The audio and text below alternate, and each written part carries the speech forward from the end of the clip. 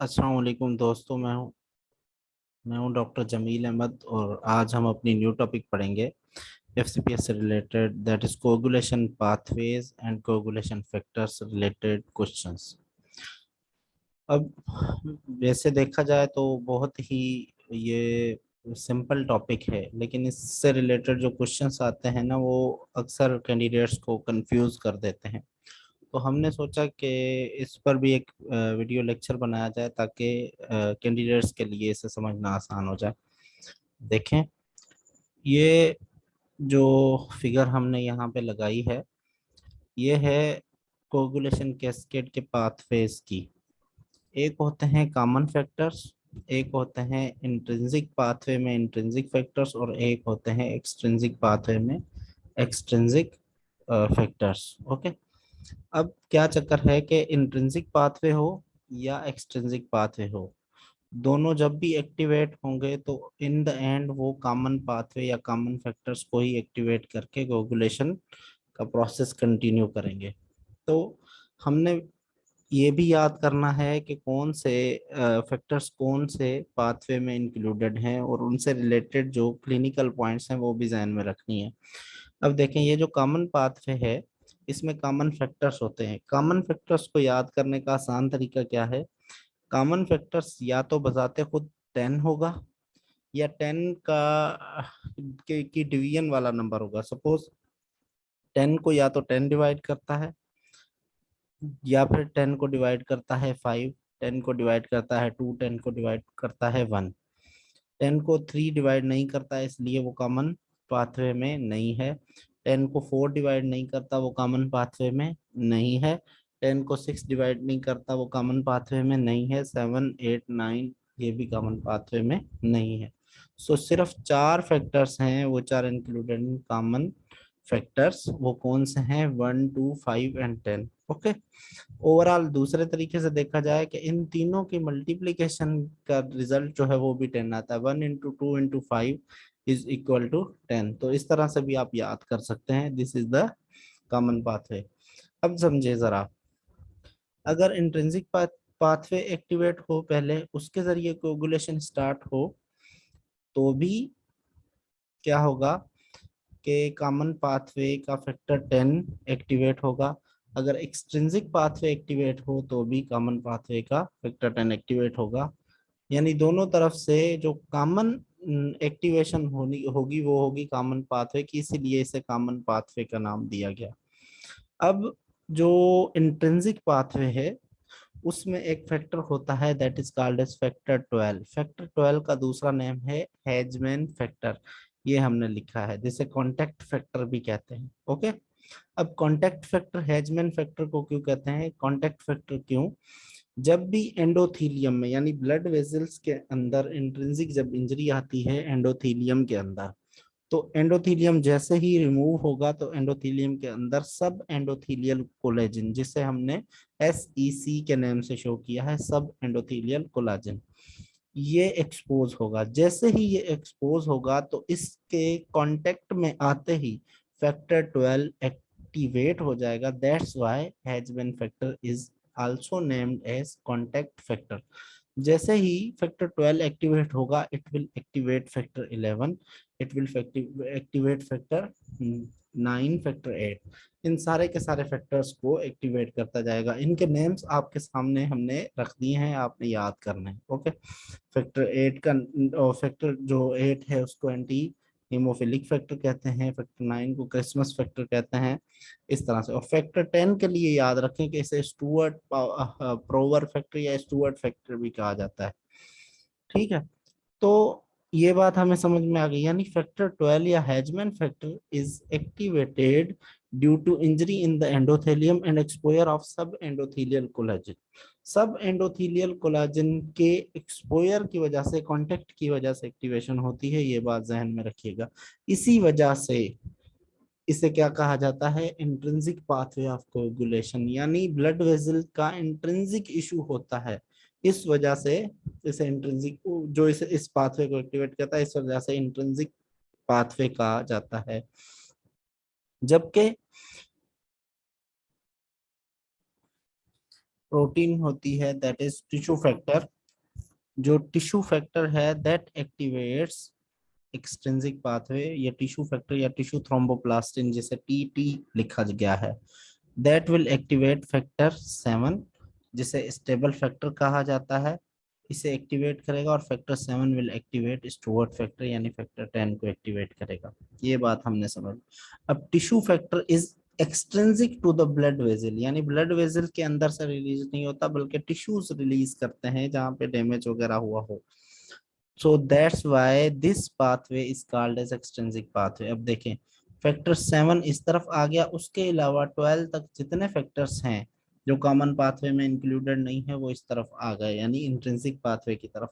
अब यहाँ पे एक और बात समझो कि हमने ये जो भी चीजें लिखी हैं, सपोज SEC सब एंडोथेलियल कोलेजन लिखा है, ये 3 लेटर्स में लिखी हैं, इसके पीछे एक रीजन है तो आपको कुछ याद कराने के लिए। वो इस तरह के इसका ताल्लुक, इंट्रिंसिक पाथवे का ताल्लुक इन तीनों चीजों के साथ होता है जिनको 3 लेटर्स से शो किया जा सकता है। सपोज पार्शियल थ्रोम्बोप्लास्ट और पार्शियल थ्रोम्बोप्लास्टिन टाइम जो है PTT या APTT भी इसे कहा जाता है, स्मॉल ए APTT, ये भी रेज इंट्रिंसिक पाथवे या इंट्रिंसिक फैक्टर्स के यूटिलाइज होने की वजह से रेज होगी।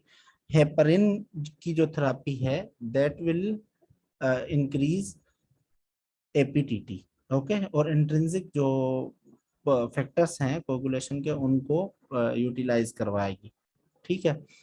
और जो PT है यानी प्रोथ्रोम्बिन टाइम जिसे कहा जाता है, that will indicate extrinsic pathway. अब समझे, अभी और डिटेल में चलते हैं।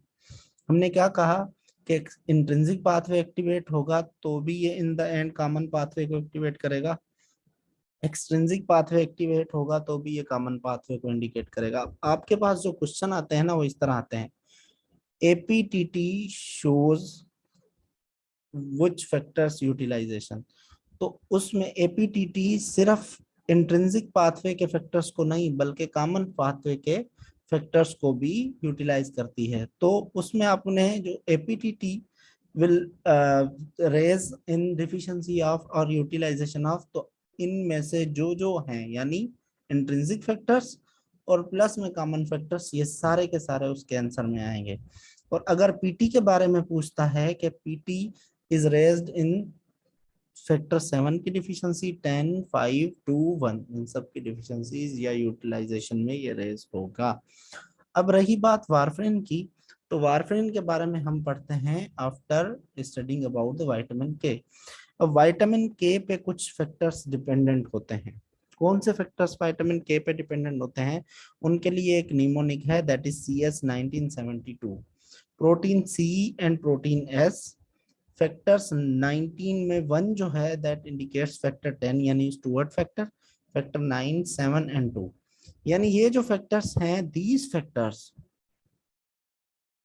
आर विटामिन के डिपेंडेंट्स, यानी अगर विटामिन के ना हो तो they will not be produced, okay, ये बात आपने ध्यान में रखनी। अब वारफरिन थेरेपी क्या करती है? विटामिन के की यूटिलाइजेशन करवाती है, अब या उसकी फॉर्मेशन को कम करती है इपोक्साइड रिडक्टेज को इनहिबिट करके। अब उससे क्या होता है कि ये जो फैक्टर्स हैं CS1972 ये डिक्रीज हो जाते हैं। अब देखें इनमें से फैक्टर 10 जो है वो कॉमन पाथवे का है, फैक्टर 9 जो है वो इंट्रिंसिक पाथवे का है, फैक्टर 7 जो है वो एक्सट्रिंसिक पाथवे का है, और फैक्टर 2 जो है ये भी कॉमन पाथवे का है। अब अगर पूछा जाए कि भाई वारफरिन थेरेपी क्या करवाती है, PT रेज करवाती है या APTT, तो हम बोलेंगे PT को भी रेज करवाती है, APTT को भी रेज करवाती है। वो क्यों? कि PT को वो रेज करवाती है बाय यूटिलाइजिंग और decreasing the formation of factor 7, and APTT को रेज करवाती है by decreasing the formation of factor 9, यानी वारफरिन थेरेपी और vitamin K deficiency leads to increase in PT and APTT। लेकिन यहाँ पे एक और कंसेप्ट है, वो क्या है कि फैक्टर 7 की हाफ लाइफ बहुत ही कम होती है। ये जितने भी फैक्टर्स हैं इनमें सबसे कम हाफ लाइफ फैक्टर 7 की है, यानी the first factor that will be decreased after vitamin K deficiency or during warfarin therapy, that will be factor 7. अब जब factor 7 की deficiency हो गई तो उसके जल्दी होगी, तो इसका मतलब यह है कि कौन सा बेस्ट इंडिकेटर है वारफेरिन थेरापी या टॉक्सिसिटी का, तो हम कहेंगे बेस्ट इंडिकेटर पीटी है। अब एक और भी जो इंडिकेटर होता है that is called as INR, international normalised ratio. तो जब वारफेरिन थेरापी के बारे में कंपैरिजन पीटी और INR के बीच में हो तो INR बेटर चॉइस है पीटी की निस्बत में, ये बात आपने ध्यान में रख लेनी है। ओके, ये देखें हमने लिख दिया है फैक्टर 7 जो है वो फर्स्ट फैक्टर है to be used or utilized decreased in the warfarin therapy or vitamin K deficiency due to its reduced half life.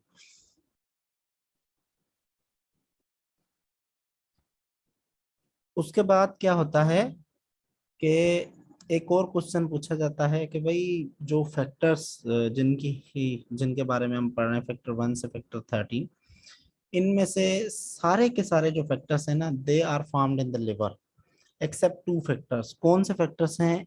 The one factor is factor 4 calcium and the second factor is factor 8। Factor 4 तो calcium है, factor 8 जो है ये liver के अंदर नहीं बल्कि it is made in the endothelium of the blood vessels. So ये बात भी आपने ध्यान में रखनी है, ये भी बीसीक्यूज में आता है कि फैक्टर 8 कहाँ पे बनता है। और दूसरा फाइब्रिन और clot is stabilised by that is factor 30, इसीलिए इसे नाम दिया गया है फाइब्रिन स्टेबलाइजिंग फैक्टर। ओके, अब आगे चलें हमारे क्वेश्चन से रिलेटेड डायरेक्ट देखिए। All factors are proteins and are synthesized in liver except factor 4 and factor 8. Factor 8 is synthesized in the endothelial cells. Okay. उसके बाद आ जाए the factors activate clotting as well as kinin system that is factor 12। Kinin system के बारे में आपने पढ़ा होगा, आपको याद होगा कि उसको एक्टिवेट करने के लिए हेजमैन फैक्टर या फैक्टर 12 की रिक्वायरमेंट होती है। और अभी हमने पढ़ा कि intrinsic pathway of coagulation is activated by factor 12 और Hageman factor due to exposure of subendothelial collagen. ठीक है, extrinsic and intrinsic pathway of coagulation merge at Stuart factor. देखें लास्ट स्लाइड पे चलें कि लास्ट स्लाइड में हमने क्या पढ़ा था वो याद करें फिगर कि इंट्रिंसिक और एक्सट्रिंसिक दोनों तरफ से फैक्टर 7 एक्सट्रिंसिक में या फैक्टर 12 इंट्रिंसिक में एक्टिवेट होगा तो इन द एंड ये दोनों मर्ज करेंगे फैक्टर 10 पे that is Stuart factor. Source of factor 8 is यानी एक्सटर्नल जो सोर्स है वो क्या है that is cryoprecipitate and best source for factor 9 in its deficiency is fresh frozen plasma या FFP। ओके, अब देखें हमारे क्वेश्चन जो हमने और उसके बारे में पहले डिस्कस भी कर चुके हैं कि पीटी मैयर करती है extrinsic as well as common factors को। एक्सट्रिंसिक फैक्टर्स में 7 और कॉमन में 1, 2, 5 एंड 10। ओके, एपीटीटी या PTT measures intrinsic factors as well as common factors. अब इंट्रिंसिक में 12, 11, 9, 1, 2, 5 एंड 10 फैक्टर्स हो गए। Warfarin therapy is measured bye, हमने बात की थी पीटी जो है उसे हम प्रेफरेंस देंगे एपीटी पे। क्यों? कि PT is related two factor 7 और जब आईएनआर और पीटी की बात होगी तो INR is greater than PT. Okay, warfarin raises both PT and APT, यानी warfarin therapy is measured by और warfarin toxicity is indicated by PT और आईएनआर ग्रेटर देन पीटी, इस तरह से बात करेंगे। लेकिन warfarin raises both PT and APTT, इस तरह नहीं कहेंगे कि सिर्फ पीटी को रेज करती है, दोनों को रेज करती है। वारफेरिन टॉक्सिसिटी और विटामिन के डिफिशिएंसी, अगर अक्यूट कंडीशन है कोई तो उसमें हम वारफेरिन टॉक्सिसिटी या विटामिन के की डिफिशिएंसी में फ्रेश फ्रोजन प्लाज्मा देंगे अक्यूट कंडीशन में, और अगर डिलेड कंडीशन है, क्रॉनिक कंडीशन है तो उसमें हम विटामिन के देंगे। थैंक यू, ये आज की टॉपिक कंप्लीट होगा।